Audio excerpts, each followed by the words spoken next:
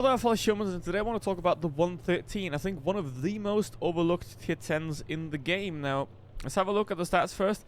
Let's have a look at the armor and let's play it. And maybe I can convince you that grinding this tank is actually a pretty good deal.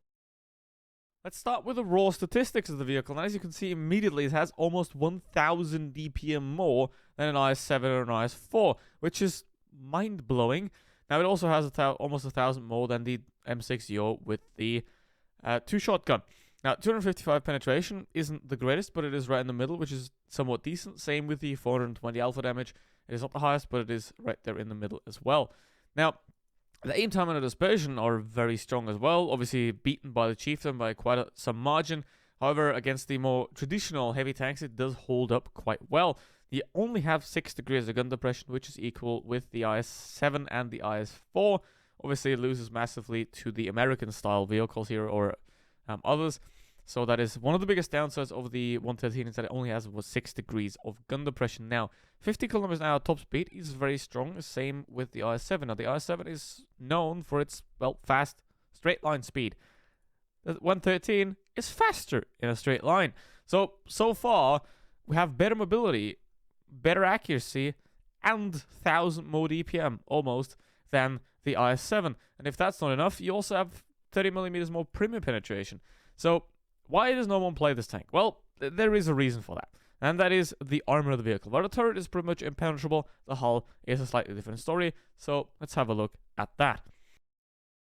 Now, obviously, a tank having 1000 DPM more doesn't immediately make it easier to play or performing better, because obviously, if people can't use it, it's not going to work. The sides have these extra platings here with 20mm, which is very nice. You can side script this thing relatively solidly if you are able to hide this protruding plate on the upper one, because it's 300mm, and that's the point. 300mm on the front plate, which is most of T10s are going to have to use premium rounds to be able to pen this most of the time. Now, you only have 5 degrees of gun depression, so hull down won't be very possible, but if you do a slight hull down playstyle, you will end up at about 400mm here.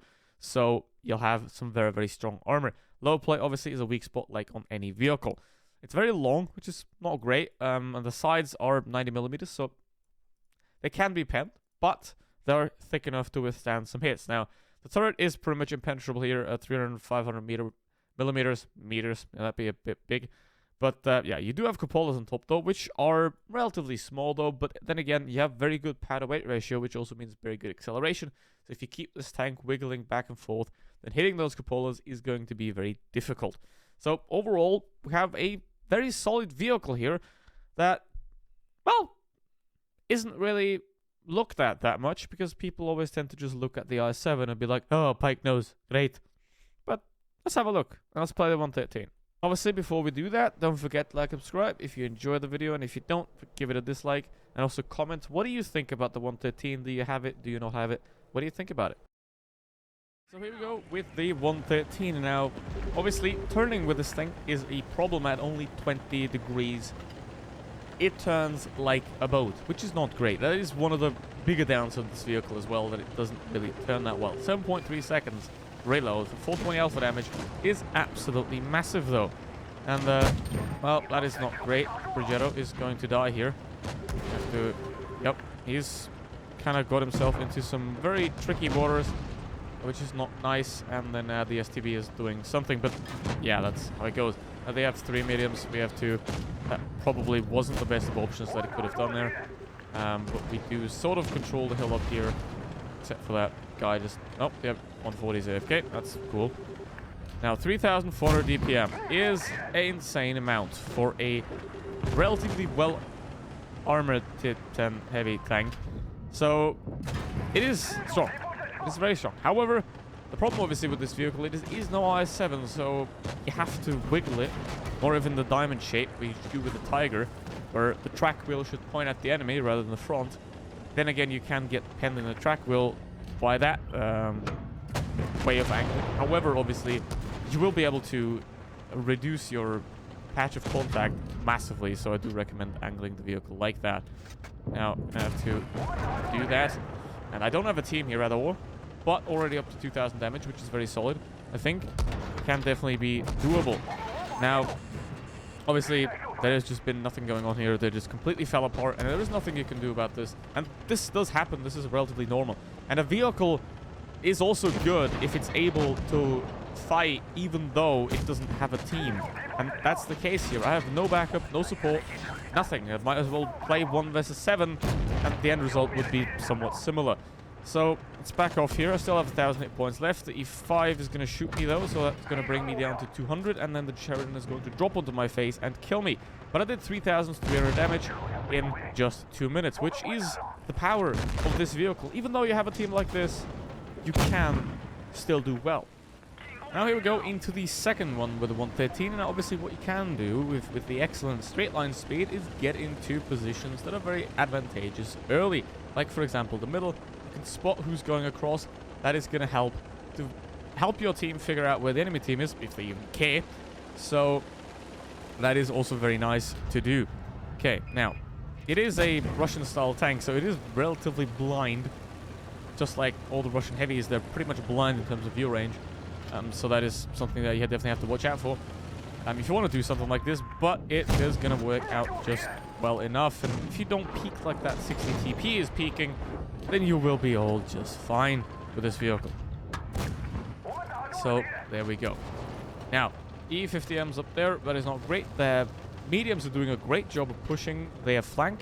That 6 TP up there is going to get disintegrated very quickly, and I'm going to turn around, which is quite difficult, and then move to push the enemy hill there, because obviously we're playing 6 versus 7 here, given the 60 TP's activity in the game.